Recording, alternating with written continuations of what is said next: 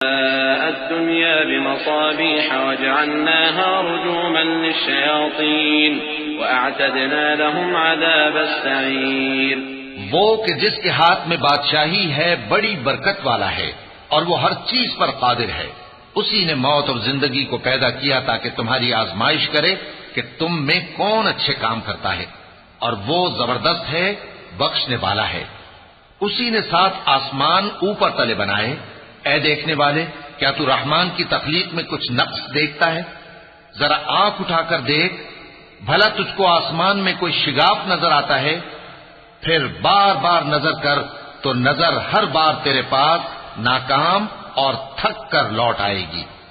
اور ہم نے قریب کے آسمان کو تاروں کے چراغوں سے زینت دی اور ان کو شیطانوں کے مارنے کا آلہ بنایا، اور ان کے لیے دہکتی آگ کا عذاب تیار کر رکھا ہے۔